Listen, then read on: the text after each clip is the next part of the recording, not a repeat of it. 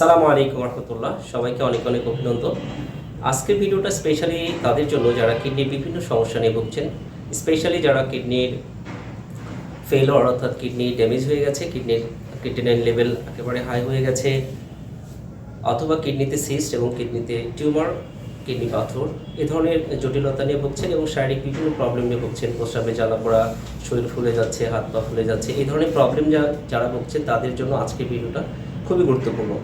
তো আপনারা যারা অনেক সময় হোমিও ওষুধ খেতে চান না, যে কিডনির সমস্যা হলে কোন ধরনের ট্রিটমেন্ট নেব, কিডনি তো আমার কিডনির লেভেল অনেক হয়ে গেছে, ডাক্তার বলেছে যে আপনার দিনের পর দিন চিকিৎসা চালিয়ে যাচ্ছি, তারপরে কাজ হচ্ছে না। আজকে আমি ধরে নেন যে 1.6 নিয়ে শুরু করেছি, এরপরে 2 হলো, 3 হলো, 4 হলো, 5 হলো, যখন 5 ক্রস করছে তখন ডাক্তার বলছে যে আপনার ডায়ালিসিস করতে হবে, এবং আমি ডায়ালিসিস করে এখন একটু কিছু তো করার নেই, তো ডায়ালিসিস করছেন নিয়মিতভাবে।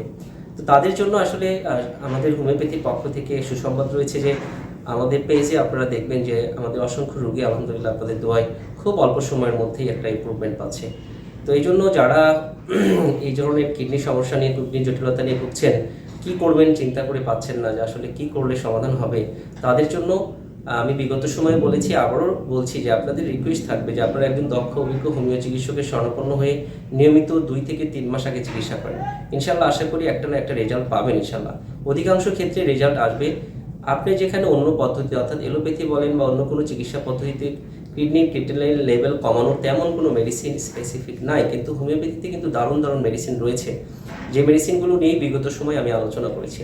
তাই আপনাদের প্রতি রিকোয়েস্ট থাকবে যে আপনারা এই ধরনের কিডনির যে কোনো জটিলতা নিয়ে ভুগলে কোনো ধরনের সংকোচ সন্দেহান ছাড়া আপনি কিন্তু অন্তত 2 থেকে 3 ডোজ ওষুধ আগে হোমিওপ্যাথি সেবন করে নেন, তারপরে আপনি অন্য চিন্তা করেন। আপনি যদি একজন দক্ষ অভিজ্ঞ চিকিৎসকের সংস্পর্শে যান এবং তার পরামর্শ নিয়ে চিকিৎসা নিতে পারেন, আশা করা যায় যে অধিকাংশ ক্ষেত্রেই রেজাল্ট আসবে এবং আপনি একটা ভালো ফলাফল পাবেন। আর যদি সেটা অনেকেই করছেন না, আমি কিন্তু দেখছি যে অনেক রোগীরা আমাদের সাথে কথা বলছেন, পরামর্শ করছেন, কিন্তু চিকিৎসা নিচ্ছেন এলোপ্যাথি। তার আগের কিডনির লেভেল ছিল, ক্রিয়েটিনিন লেভেল ছিল 2, এরপরে 3 হয়েছে, 4 হয়েছে, 5, 6, 7, 8 হয়ে গেছে, বা আজকে রোগী একটা ফোন দিয়েছে তার ক্রিয়েটিনিন লেভেল বেড়ে 10 হয়ে গেছে, তারপরেও সে অ্যালোপ্যাথি ট্রিটমেন্ট চালিয়ে যাচ্ছে এবং সে বলছে যে আসলে কি করব, কিছুই তো করার নেই, তারপরে এখন কি করব, ডায়ালিসিস করব কি করব না, এই ধরনের নানান সংশয় সন্দিহান দুশ্চিন্তা নিয়ে ভুগছেন।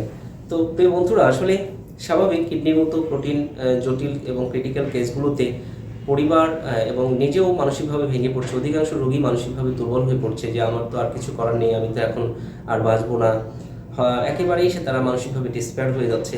তাদের জন্য আসার বাণী হচ্ছে হোমিওপ্যাথি। হোমিওপ্যাথি যদি সঠিক ওষুধ সঠিকভাবে সেবন করা সম্ভব হয়, তাহলে ইনশাল্লাহ এইখান থেকে বের হওয়া সম্ভব।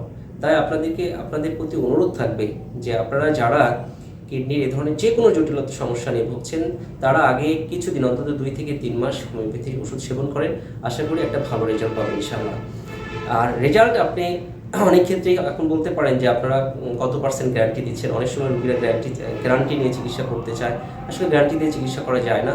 তারপরেও হোমিওপ্যাথিতে খুব দারুণ দারুণ ওষুধ রয়েছে, এই কথা আমি সবসময় বলেছি, এখনও বলছি। তো আপনারা কোনো ধরনের সংশয় সন্দেহান দুশ্চিন্তা বাদ দিয়ে আগে হোমিওপ্যাথি ট্রিটমেন্টটা নেন ইনশাআল্লাহ। সবাই ভালো থাকবেন, সুস্থ থাকবেন, আল্লাহ হাফেজ।